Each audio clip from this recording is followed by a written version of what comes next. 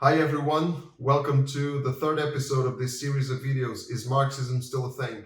So we're asking this question, trying to explain what Marxism actually is. And in the last video, we talked about the targets of Marxist philosophy.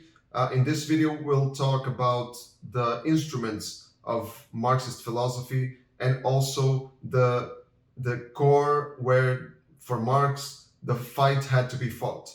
And we'll also try to clear out the difference between socialism and communism, which is where there's a bit of confusion when people use these two expressions. We're following the structure of this book. It's this print version is in Portuguese, but we have an ebook version in English, so you can follow. You can go to the link in bio or in the video description and purchase yours to have all this in more detail. So Marx was a philosopher, as we stated in the last video.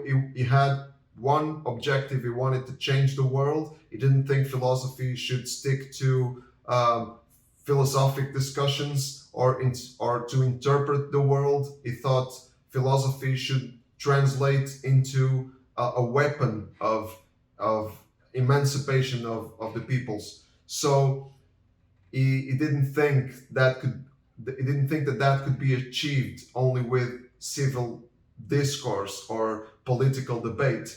For Marx, he wrote, the weapon of criticism obviously cannot replace the criticism of weapons. Material force must be overthrown by material force. So there's no mistake here.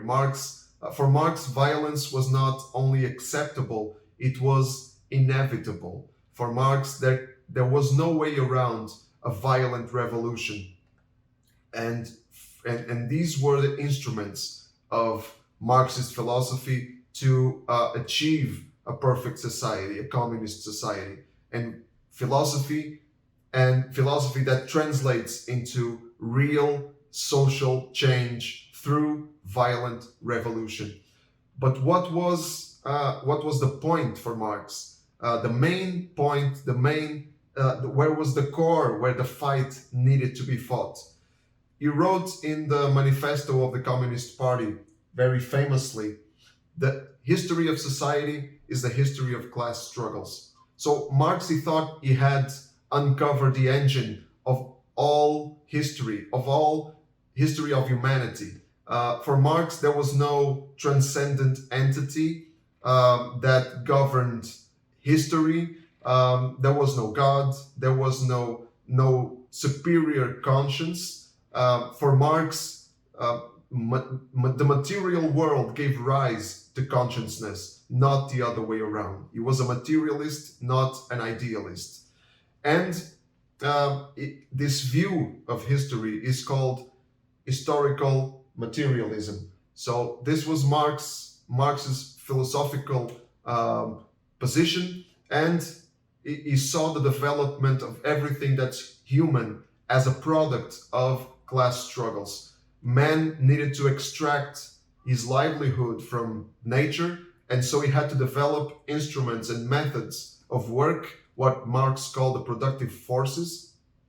And in this process, he develops relationships with others, what Marx called production relationships. And everything that man or that humanity developed, everything that civilization contains, history, philosophy, ethics, forms of consciousness, political consciousness, political institutions, it was all a product of class struggles.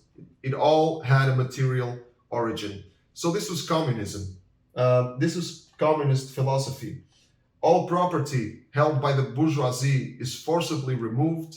All means of production are placed in the hands of the proletariat, what Marx called a dictatorship of the proletariat. This was an unavoidable step in the process of achieving a perfect society.